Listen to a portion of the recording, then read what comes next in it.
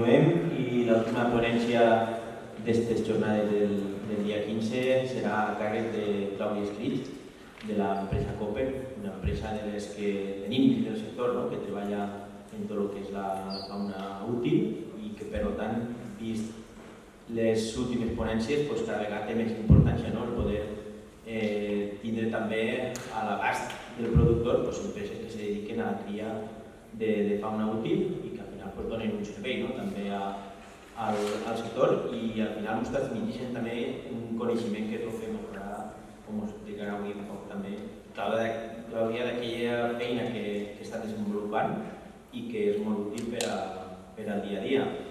I jo també dir-vos que ara vos deixaré perquè també està la Fira de Nules, la inauguració de la Fira de Nules i el tancament per a José Francisco Pérez perquè les jornades hagin anat bé, que vos hagin agradat i fins el dia 22. Moltes gràcies.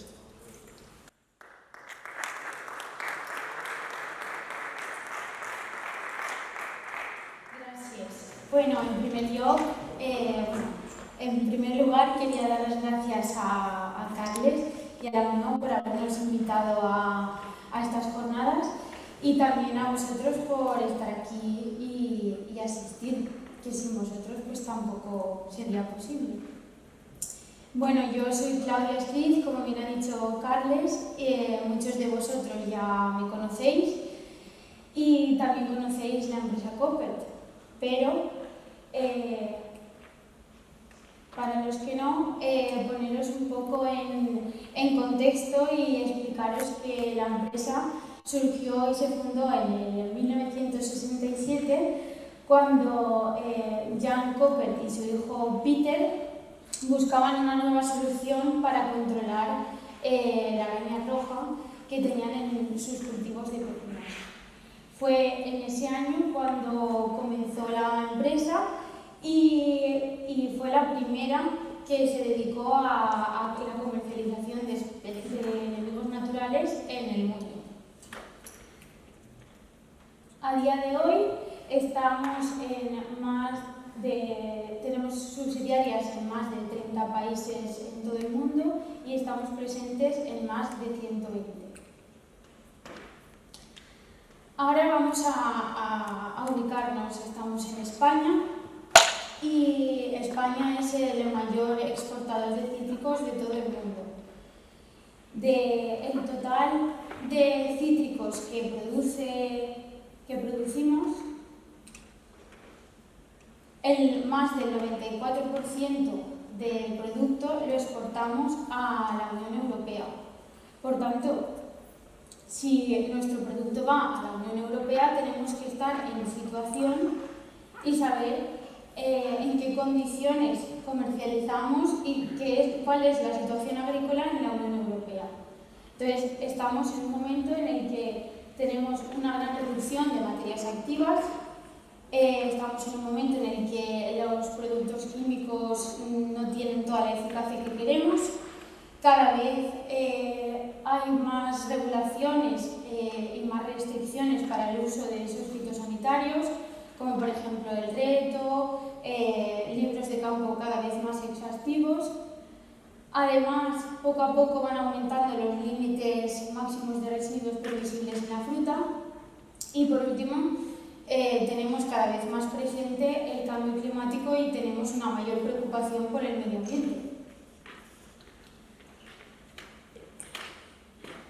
Todo esto ha hecho que poco a poco la superficie gestionada con métodos de control biológico vaya en aumento. Hasta hoy en día una superficie aproximada de unas 20.000 hectáreas gestionadas de esta forma más sostenible. Como cualquier otra empresa, las que nos dedicamos al control biológico, vamos desarrollando nuestros productos y vamos sacando productos nuevos a medida que van surgiendo nuevas necesidades para así poder dar un servicio al agricultor.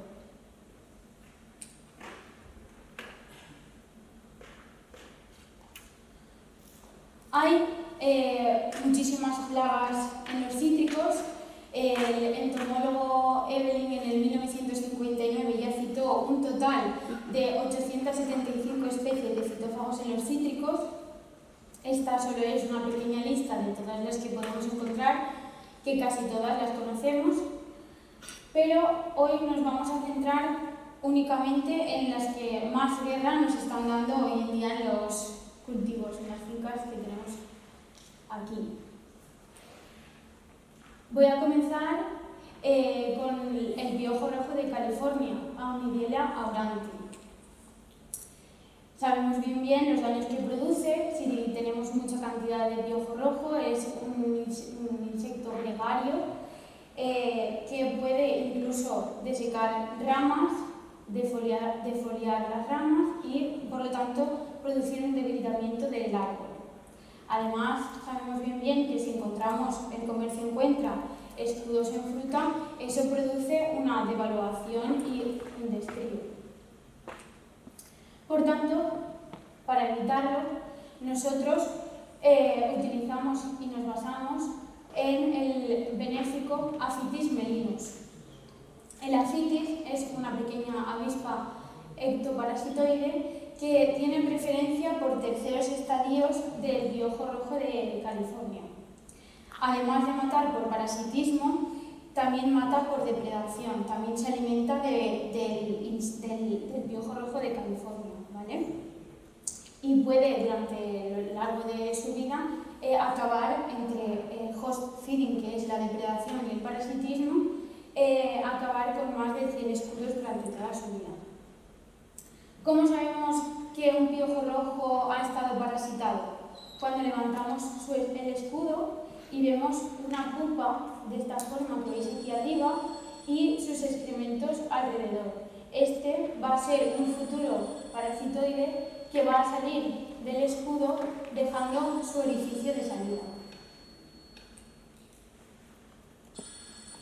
Nuestro Aphytis lo comercializamos en botes de cartón, que es biodegradable, y los liberamos mediante papelitos que colocamos en las ramas, donde el insecto, por el color verde en el momento en el que abrimos la tapa, se ven atraídos. Y simplemente es de forma homogénea ir repartiendo esas tiras, como veis aquí en el vídeo, posándolos sobre una de las ramas, y el Aphytis directamente sale a buscar esos escudos. Aquí veis los insectos atraídos por el color verde, enseguida empiezan ya a volar. Bueno, nuestro calendario de suelta es prácticamente durante todo el primavera, verano, casi otoño, ¿vale? Según las necesidades de cada propietario de cada finca, nosotros gestionamos recomendamos un número de sueltas y una cantidad. Vamos a un mínimo de 80.000 y un máximo de 160.000 Aphytis, pero es una cantidad que en comparación con un químico es muy asequible y además muy fácil de liberar, como habéis podido ver en el vídeo.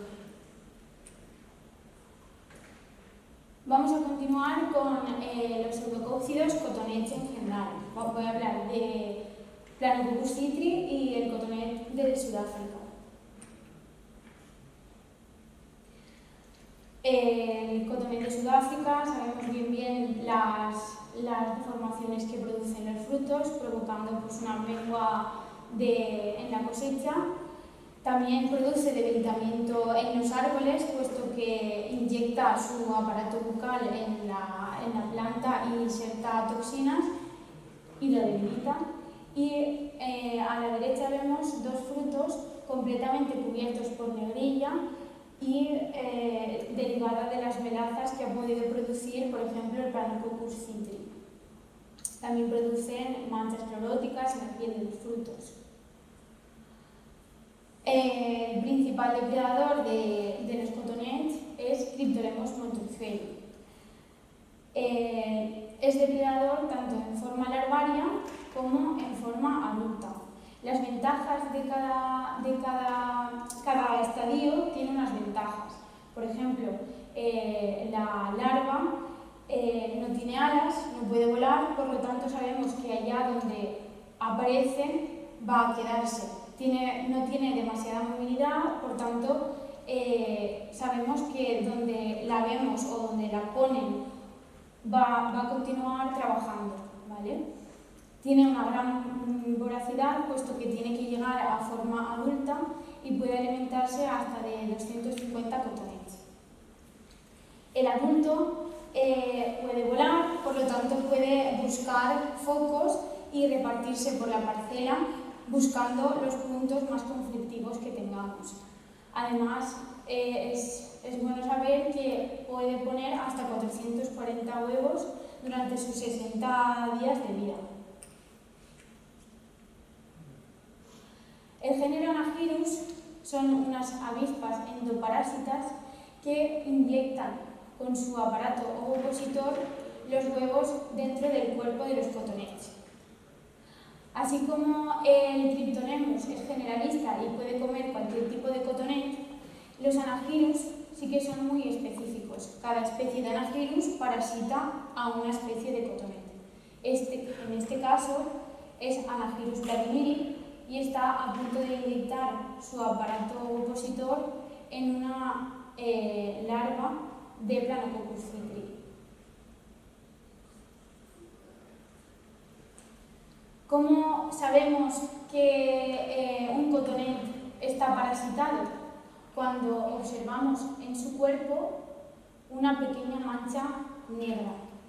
A los días va perdiendo movilidad y poco a poco se va hinchando su cuerpo, hasta que el insecto adulto nuevo sale por un orificio totalmente redondito. Bien, nosotros tenemos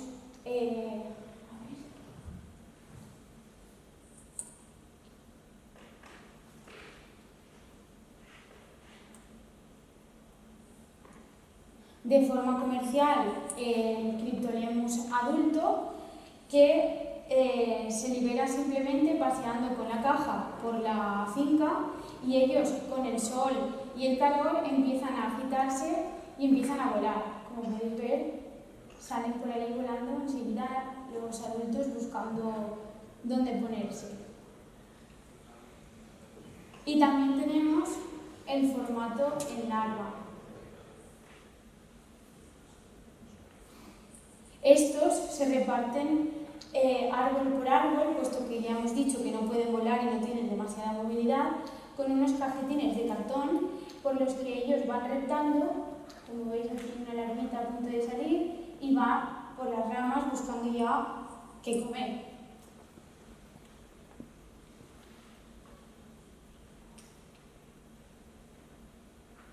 El Anagyrus vladimiri, para el control del Planococcus citri, simplemente se libera colocando este botecillo que tiene un contenido de 500 pupas en una de las ramas. Ellos poco a poco van emergiendo de las pupas y van saliendo por el orificio.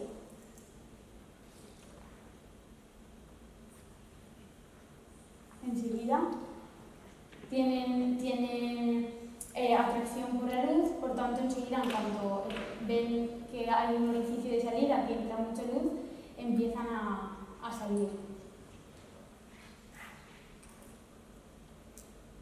Nuestra propuesta para el control de cotonet es liberar Cryptolemus prácticamente durante toda la época del año. Es cuando se pueden hacer las sueltas.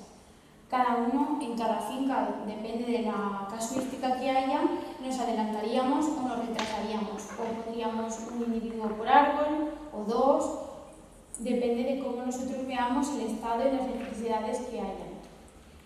El citripal normalmente se suele soltar a inicios de presencia de plaga, de cotonet, pero de Planococcus citri. Hoy por hoy estamos haciendo ensayos en los que estamos teniendo hasta el momento muy buenos resultados con Anagyrus averiae. Aún falta acabar de tomar datos, pero de momento estamos contentos con los resultados que estamos teniendo y ojalá pronto podamos sacar un Anagyrus averiae a la venta. Bueno, y ahora voy ya con la araña roja, que es lo que este año al parecer nos ha dado más guerra. Los daños que producen, ya los explicaba antes perfectamente César, pero esta es una de las fotos que hice la semana pasada en una de las fincas por las que circulaba y observar, o sea, el daño es increíble, defoliaciones impresionantes, por tanto la araña ha pasado a fruto y está provocando manchas rumbrosas, devaluación de frutos. Bueno, los químicos, por tanto, no están dando muy buenos resultados. Nosotros basamos el control de la araña roja con la ayuda de Neuselius californicus. Aquí podéis ver un adulto de Neuselius californicus absorbiendo el contenido de una araña roja. Les clava el aparato bucal y absorbe todo el contenido. Estos fitoseidos nosotros los liberamos de forma preventiva. No hace falta que haya, o sea, no debería haber una población muy grande en las fincas de araña roja cuando se haga la suelta de fitoseidos, porque él es capaz de vivir antes de que haya esa explosión tan grande. Es polífago y puede comer también polen o otro tipo de artrópodos muy pequeños. Entonces, cuando la araña roja aparece en nuestro cultivo, él ya está aposentado y está preparado para que, si quiere entrar a araña roja, pueda hacerle frente. ¿Vale? Nos apoyamos también con la especie Phytocereus persimilis. Este sí que es específico de araña roja, por tanto no podemos soltarlo en preventivo. Este lo utilizamos cuando encontramos focos muy fuertes en algún linde, en algún árbol, en alguna zona en concreto, soltamos Phytocereus persimilis. Como veis, no para de mover sus patas delanteras porque los fitoseidos no tienen ojos. Ellos encuentran a su presa porque en las patas delanteras tienen unos sensores que captan los volátiles que la hoja dañada por la araña roja emiten. Entonces luego con el tacto encuentran a su presa. Él sabe que aquí hay araña roja porque detecta que hay volátiles y luego con sus patas va tocando hasta que encuentra una araña, un huevo, un adulto, una larva. Podemos diferenciar el Phytocereus persimilis, mirad cómo está absorbiendo el contenido de un huevo por completo y deja finalmente el exuvio. Lo bueno de los fitoseidos es que ellos pueden viajar por toda nuestra copa. Da igual lo escondidos que estén, da igual en qué posición estén las arañas, los fitoseidos siempre son capaces de encontrarlas. ¿Cómo diferenciamos el Phytocereus persimilis del Californicus? Porque el Californicus es un poquito más grande el persimilis es un poquito más grande que el Californicus. Tiene las patas un poco más largas, es más robusto. Bueno, la forma en la que liberamos los fitoseidos, puesto que son tan pequeños, es mediante unos sobres, ¿vale? En el interior de estos sobres hay un mínimo de 100 adultos de fitoseidos. Los colocamos en el interior del árbol, más bien de mitad copa para abajo, porque como bien ha dicho César, pues ellos están muy a gusto cuando hay humedad y están un poco a resguardo. Entonces la colocación perfecta es en el interior del árbol y de mitad hacia abajo. Aquí veis, esta es una finca de este año de clementina con sus sobres puestos y sin ningún tratamiento hecho acaricida, cero químicos.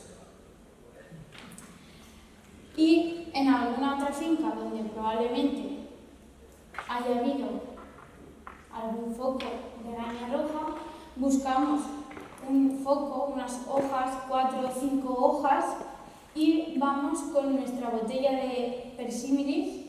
Este no se puede, no lo comercializamos con los sobres, puesto que hay que buscar el foco, buscar donde hay más cantidad y volcar el contenido a modo de salero encima de donde nos interesa erradicar ese foco. El calendario de sueltas que nosotros proponemos es hacer de 2 a 3 sueltas de sobres al año, quizá una pudiese ser en mayo y la otra en julio, y si se viese necesario reforzar una más en septiembre.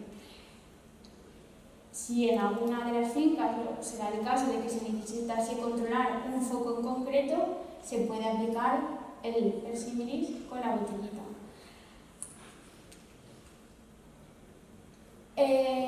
Bueno, estos son gráficas que tenemos también con ensayos en los que se ve cómo Neuselius californicus, después de una suelta, va saliendo del sobre poco a poco y va aumentando su población. Se va desarrollando, va poniendo huevos y poco a poco aumenta su población. Y por otro lado, una comparación entre la sintomatología y la presencia de araña roja en fincas donde se han puesto los fitoseidos.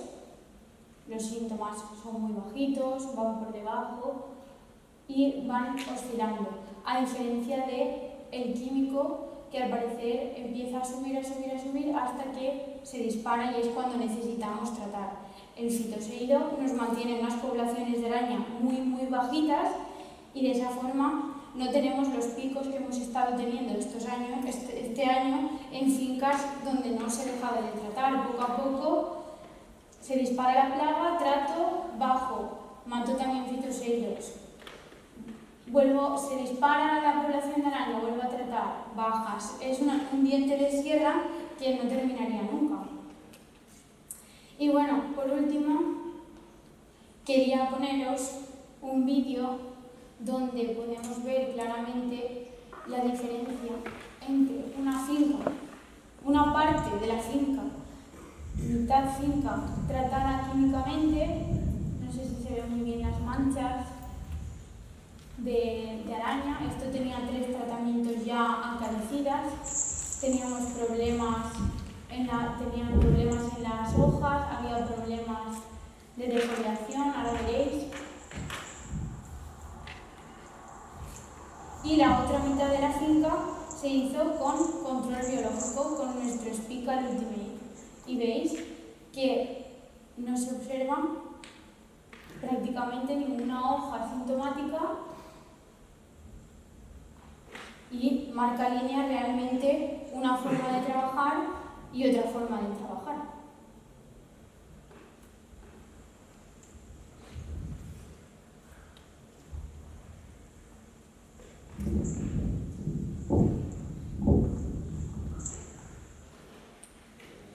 Bueno, y por último ya, pues que el control biológico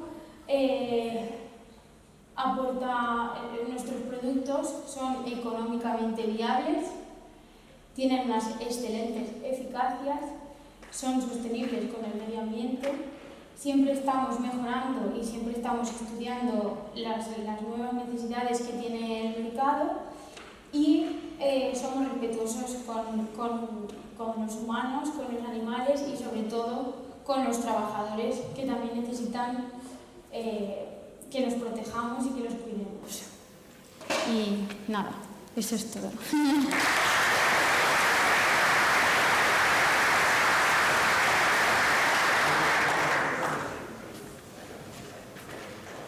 Si tenéis preguntas. ¿Alguna pregunta? Citripar es el Anaphyllus vladimiri, que es el que estamos utilizando para controlar Planococcus citri, el cotonet de toda la vida.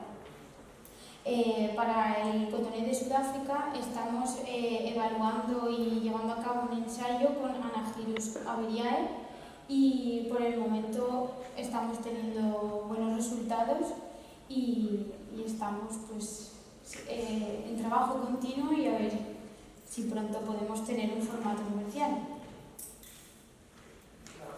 ¿Sí? Espera un segon.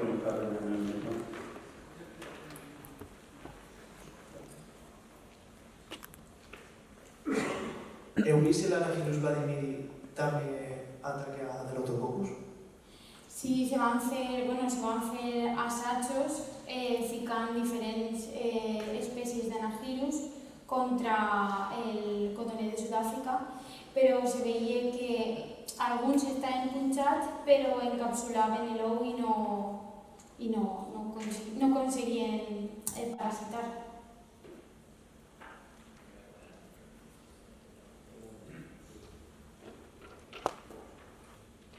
Alguna pregunta més? Doncs molt bé, Clàudia. Sí? Vols micro? Sí, així hem d'escoltar.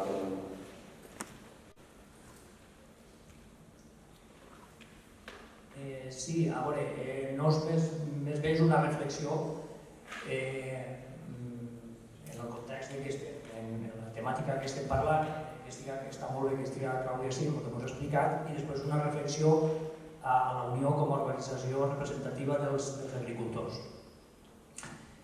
Està clar en quin context estem i cap a on anem, no?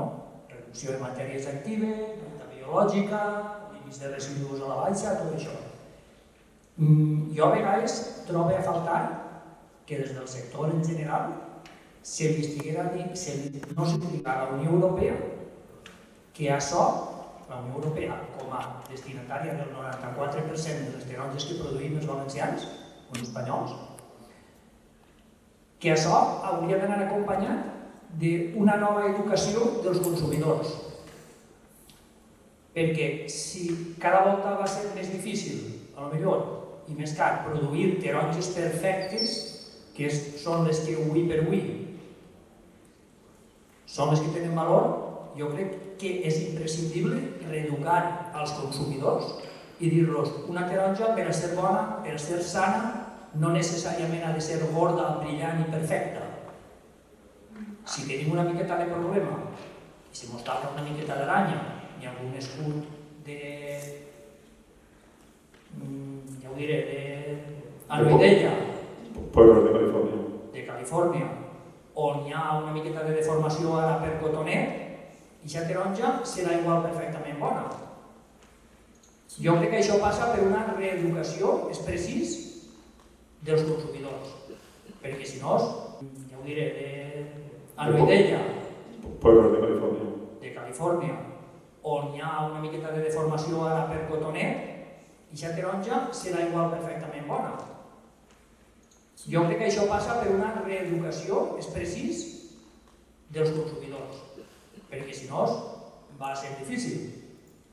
Imagineu-vos que el criteri de valor de la fruta canviara i fora i no, que és dir, volem això com està cultivat, que no té residus, que tal, i no ens importa que siga una miqueta més gran, siga una miqueta més xicoteta o que tingui una miqueta de problema de pell. Això ens hauria una descàrrega als agricultors tremenda, perquè ara sí o sí apanya com pugues i cada vegada tens menys ferramentes per aconseguir-ho, però si vols vendre la fruta ha de ser grossa i perfecta. És una reflexió que anime a que se farà, perquè Això s'està fent. anem cap ahir sí o sí. Seria molt trist que al dia d'avui això no s'hagués fet. Això s'està fent, una altra cosa que les decisions no les agarrem nosaltres, per suport, però ja te vaig a fiar la tortilla. Potser hauríem de fer una reflexió amb nosaltres de conscienciació a les nostres famílies quan van als supermercats, perquè al final nosaltres som productors però també som consumidors. A no comprar les més grosses i sobretot a llegir les etiquetes, que és molt important. A banda de que visualment nosaltres per la vista podem comprar quasi totes les frutes i verdures, perquè això no és problema dels cítrics, és problema de les frutes i verdures en general. Però llegir l'etiqueta és molt important. Ara, per exemple, ara mateix que és quan l'hemisferi nord encara no s'ha ficat a produir cítrics, doncs, està clar que els vinyals estan plens de fruita d'altres països i no us podeu imaginar els residus que poden contindre per almenys alguna mostra puntual, no vull generalitzar. El que passa que això és una arma de doble filo, perquè moltes vegades quan vas al supermercat a dir que has analitzat fruita i t'ha eixit això, la culpa te la tira a tu. És dir, no, escolta, tu hauràs de mirar a veure, perquè nosaltres tenim uns nivells, o sigui, nosaltres quan es comença en campanya al supermercat no fiquem uns nivells, per màxim aquí matèries actives, però ara això no ho estan complint. Hi ha un moment que quan hi ha falta de fruita això s'ha oblidat, o sigui que tampoc és el mateix gestor. I en això sí que estem intentant apretar, però bueno, Europa és molt millorable, perquè en Europa hi ha un munt d'interessos. O sigui, nosaltres mirem interessos com a productors i potser alguns països miren interessos com a comercialitzadors perquè potser viuen d'això. No falta dir tampoc països, però de totes formes pagar el guany. Moltes gràcies. Pues molt bé, Clàudia, tanquem així el primer dia de les segones jornades d'ací de Vila-real i recordar-los que el dijous que ve ho reanudarem a les 11:30 del matí i tindrem una videoconferència amb el senyor Valentín Almansa, que si algú no sap qui és el responsable de sanitat vegetal del govern d'Espanya. Ell és el que autoritza o desautoritza o dona l'excepcionalitat de les matèries actives. El tenim un poc com a enemic, però bueno, li fa la seva feina i nosaltres intentem fer-la. Però bueno, tindrem l'oportunitat, encara que sigui per videoconferència, quan ell acaba la seva exposició, poder preguntar-li el que creiem que no fan correctament. Com tots sabeu, avui ha mort el pare de María Ángeles Forner i entonces la ponència l'ha fet a Vicente Tejero i María Ángeles Forner ocuparà el lloc de Vicente Tejero i seria. O sigui, tindrem a María Ángeles Forner parlant de patrons. Després parlarem d'avanços en el coneixement de tècniques de floració cítrics del catedràtic Manuel Agustí, cobertes vegetals, Alfonso Domínguez Gento, i per finalitzar tindrem a Javier Furió, que va tancar també les jornades l'any passat, per als resultats que han tingut en poda de varietats de port vertical, diguéssim, alcoix, tangos, Murcot en general, Orris, inclús Leandres. I així finalitzarem les jornades i nosaltres sempre ho estem dient. Si algú pensa que n'hi ha algo molt important referent a silvicultura, per supost, i no li han donat altaveu per dir aquestes jornades, que no dubto, o sigui, en un any per davant se poden fer moltes coses.